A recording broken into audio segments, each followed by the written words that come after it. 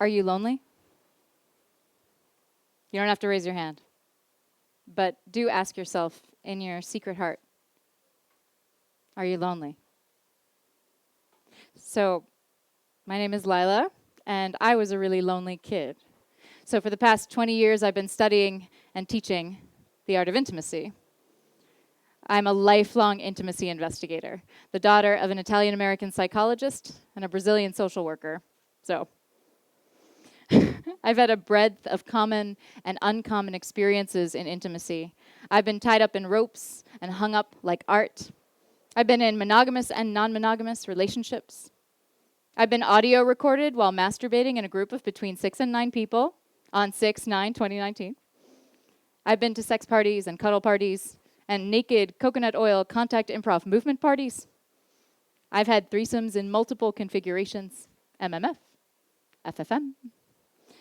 I've been a unicorn and a human platter and a founding member of a sex-positive intentional community at which I lived for 5 years. I've attended summer camp for adults, taught people how to touch each other, practiced Thai massage, and led a plethora of intimacy games. My favorite. I've longed for a sibling and lost all my grandparents before the age of 25. I've had devastating friend breakups and allowed my heart to swell and burst and break on my lovers over and over and over again. I've sat with my mom in the ICU and made decisions about putting a needle into her heart. I've sexed people I didn't like. I've liked people I wouldn't sex. I've loved so many unavailable people. And I've done the self-excavation to discover why this is so. I've been to couples therapy and solo therapy and child therapy. I've been a part of and departed many communities. I've wished time and time again for a mentor. I've washed the hands of strangers. When I connect the dots going backwards, I can see that every passion I've ever devoted myself to had intimacy at its core. Acting, writing, yoga, acro yoga, Argentine tango, authentic relating, Thai bodywork, intentional community, immersive theater, and now podcasting, coaching, and for some kind of broader term, creatrixing. I've had pillow talk with thousands of people, most of whom are not my lovers, and 127 of those conversations are broadcast for the world to hear on my podcast, Horizontal with Lila. Conversations about intimacy of all kinds, recorded while lying down and usually while wearing robes. Horizontal is like consensual eavesdropping. I make private conversations public in service of dispelling shame, vanquishing loneliness, and alchemizing human connection. My theory is that most people have never even heard an intimate conversation that wasn't scripted. Never even heard one. Which means that most of us have learned our intimacy from movies and porn, television and Disney. All highly entertaining, but as relational models, not necessarily edifying or healthy. This means that the majority of the world doesn't have access to the kind of raw, revealing, vulnerable, shame-free conversations I get to have every day, multiple times a day, and I wanted to give them access. And so I have. Some of my guests have been professional cuddlers, evolutionary biologists, Indonesia's only out LGBTQ plus singer-songwriter, and my high school best friend. They are often surprised at how much they're willing to share when they get horizontal with me to record. And Marie Claire did name Horizontal one of the best sex podcasts of 2021, which is an honor that points to a problem. The word intimacy is used as synonymous with sex, but intimacy is not sex. And sex is not always intimate, as many of us unfortunately know. If you are lonely right now, you have this in common with past me. Me for the first 32 years of my life, for most of my life, and approximately 61% of the population of the United States, according to a 2019 study conducted by the health insurance company Cigna. And it's not just Americans.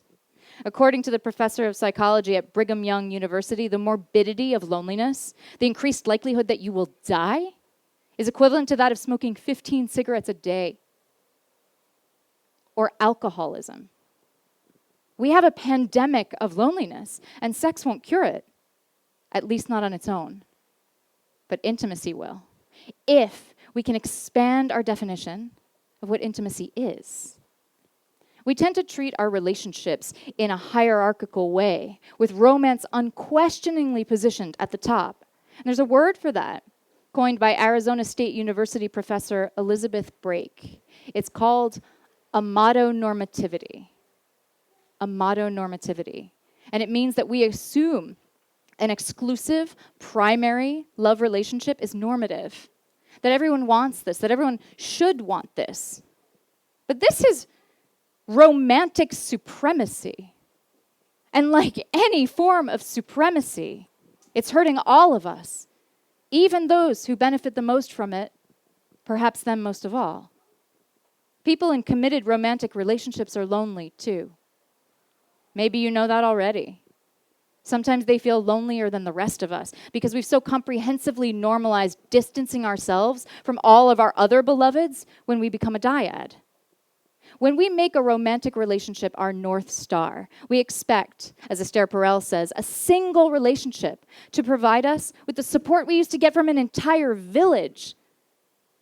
Does this seem like a nourishing endeavor to you? Does it seem preferable? Does it even seem possible? I completely understand why we do it. Most of us care so much about couplehood because we have an eminently natural human drive to belong to something. And we think that a couple, a dyad, a duo is the smallest unit of belonging, the minimum viable unit of belonging. Belonging is the opposite of being cast out. It is being cast in. And it seems most of us think that this is the easiest and the most important way to be cast in. I'm here to tell you that it isn't. It isn't the easiest, it isn't the only, and it doesn't have to be the most important. My dear friend and horizontal guest, the great thinker Matthew Stillman, calls his beloved relationships of consequence. Romantic relationships are not the only relationships of consequence. For most of us, sex and romance are in focus, while all other relationships of consequence are fuzzy around the edges. Intimacy is the cure for the pandemic of loneliness, but only if we zoom out. We've been so focused on the North Star of sex and romance for so long, we've neglected to see there is an entire galaxy of connection out there. Let's zoom out so much we can take in the entire constellation of connection, an intimacy constellation. I call this the 7 planets of intimacy. The intimacy constellation is made up of 7 different, distinct, though sometimes interwoven and overlapping types of intimacy, or planets. And we might not have all of the planets in our personal constellation at any given time, and that's okay, because our need is to explore outer space, not to land on any particular planet. But we need to know the planets exist, however. We need to comprehend just how many opportunities there are for closeness. Okay, at this point, I want to give you a brief disclaimer. So if any science people out here? Science people? Okay, great, because I would have to tell you that you have to indulge me because I'm going to mix my metaphors. My constellation has 7 planets, and as I understand it, that's not how constellations work. So just, go with it. Go with me. I'm an artist, not a scientist, and this is a metaphor. Or you can think of it as a framework. These are the 7 planets of intimacy. Planet erotic. What we usually think of as intimacy, both the sexual and the romantic, and some relationships that blur both, like spouses and comets and shooting stars.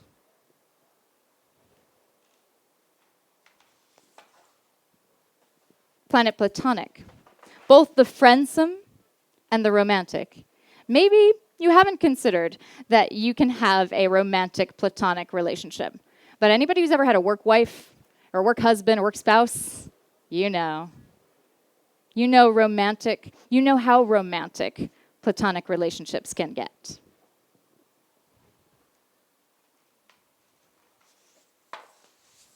The familial, not just the biological, but also the surrogate and the chosen. Surrogate might be straightforward, like an adoptive family, or potentially even sinister, like gangs, cults. A family for those whose biological family feels insufficient. Now, chosen family is one of my most cherished intimacies. So let's be real, many of us would not have chosen our family, our biological family. And it's a gorgeous thing that as adults, we can create our own through the magic of choice.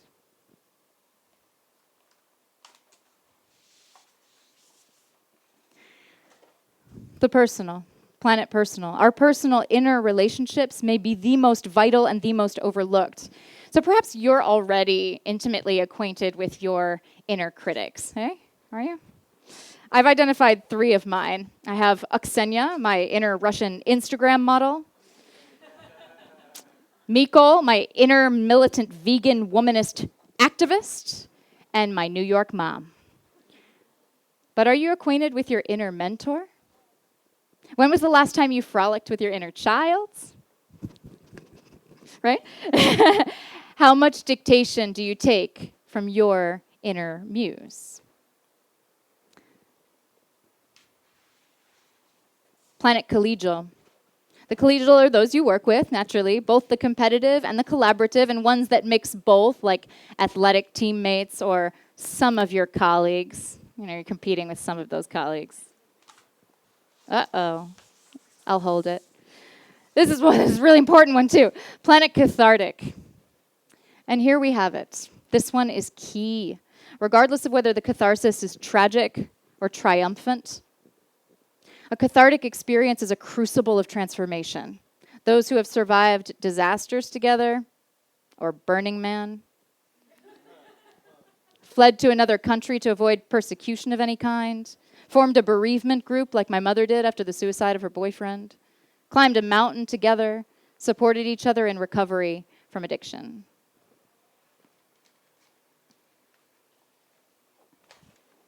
And the kinesthetic. I divide these into the comforting, like cuddle buddies. I'm hoping we're going to have some cuddle buddies later. The kinky, like my shibari partner. And the athletic, like circus duos. This is intimacy born of bodily sensation. Or put beautifully, this is skintimacy. Now I want to show you my constellation. This is my constellation as it is, as it exists right now, today. Over here you see my planets erotic, meow, meow, meow. My planets collegial, my current artistic collaborators, both of whom are in the audience today. And then in the far, far corner, my parents, small. Not so connected to them. You can also see how very connected I am to planets internal. And I have this deep, profuse, prolific, insistent, and visceral relationship with my inner muse. You can see my closest and my most voluminous planetalites are my planets platonic. What does your constellation look like right now? If you close your eyes, can you see it? Who are those planets? How big are they this moment? And how close are they to the sun of your intimacy? Your mission, should you choose to accept it, is to create your own personal intimacy constellation. Your May 2021 intimacy constellation. And it may change next month, and it was probably different last month. It may not have 7 planets, it may have 2, and still be magnificent in the sky. You can draw a diagram as I have, you can write it out as a list, you can record yourself a voice memo, you can paint it, dance it, bullet journal it, and then share it with someone. It doesn't have to be me, but share it with me. Share it with me also. And share it with somebody in your constellation. It's possible that they don't actually know just how vital their love is to you. It's possible they don't know that they are one of your relationships of consequence. So maybe, just maybe, you should tell them. In 2014, I became a founding member of that sex-positive intentional community in Bushwick, Brooklyn, and continued to live there for 5 years. Hacienda Villa was a sort of modern-day commune centered around values like integrity, compassionate communication, and responsible hedonism. And just because everyone asks, I'll tell you these 3 facts. 1, we did not have sex with one another. It was a rule. We had a rule against it, which in my totally unprovable yet absolutely correct opinion reduced 98% of the possible drama. 2, yes, we all had our own bedrooms. I'm not sure why everybody asked me that, but yeah, we did. We're adults. And 3, we did have orgies, but they didn't happen all the time. Orgies take planning, people.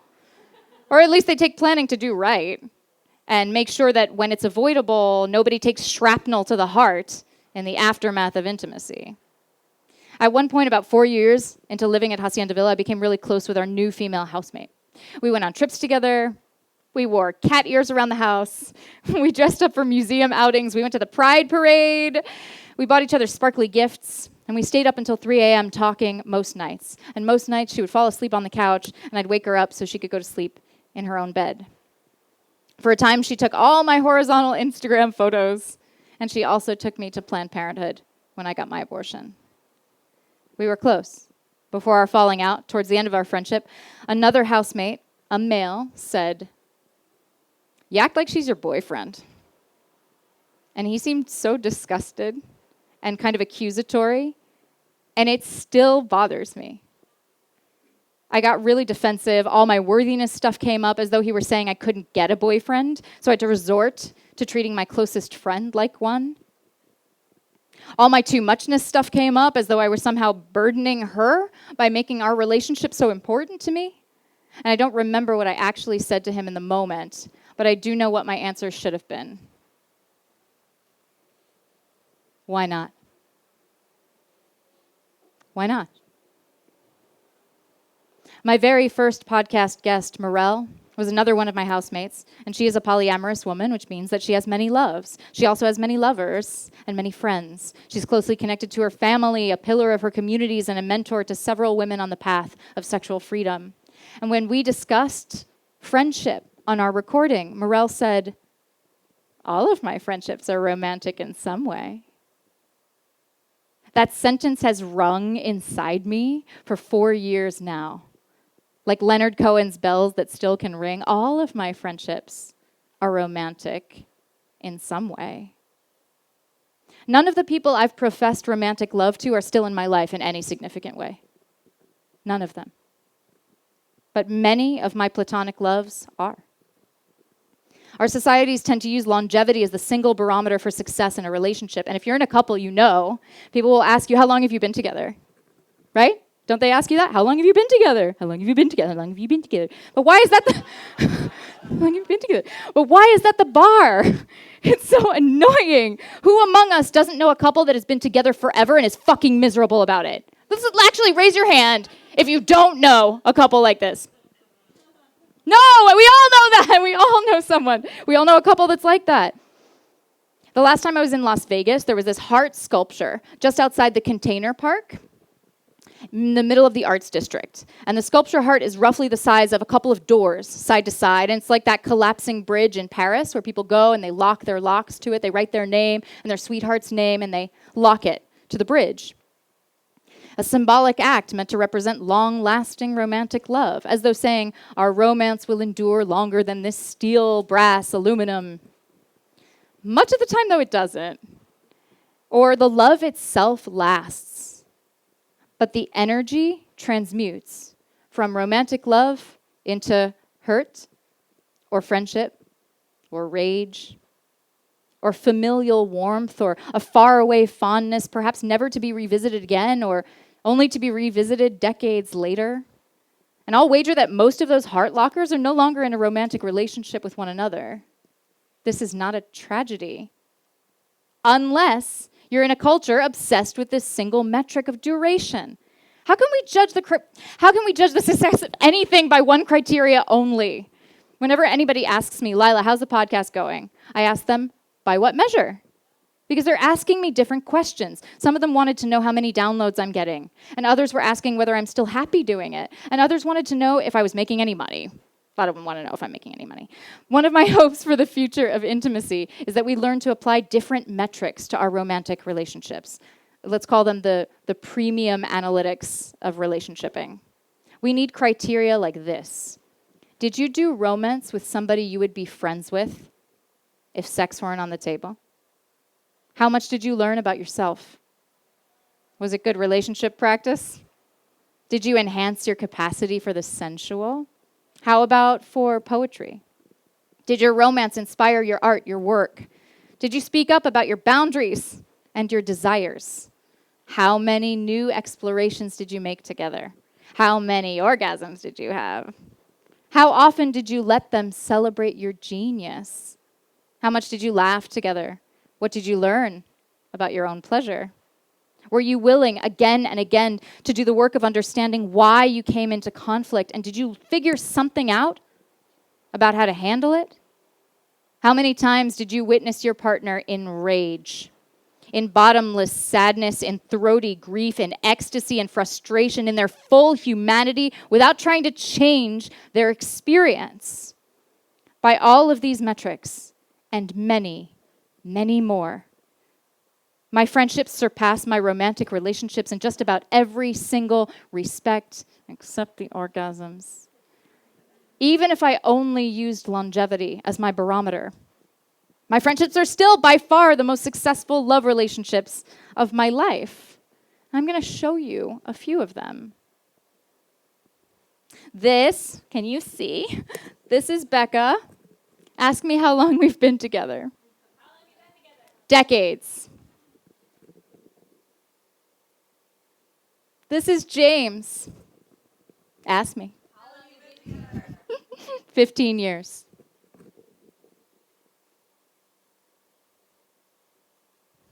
This is Matthew Stillman. How long have you been together? 12 years.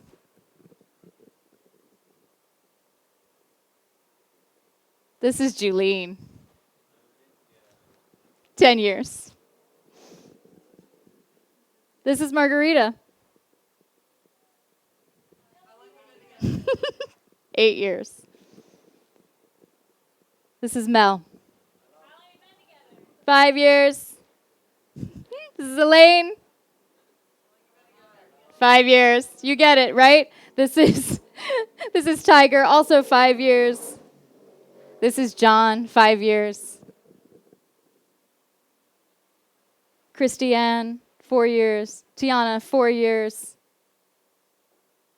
Kai Mata, 1 year. Are these not the loves of my life? The quality of our connections determines the quality of our lives. Let's zoom out so we can source intimacy from the entire constellation. Let's heal from this pandemic of loneliness together. Come to think of it, perhaps we don't need to deprioritize romance at all. Maybe we need to prioritize it so much that all of our relationships become romantic in some way. Thank you.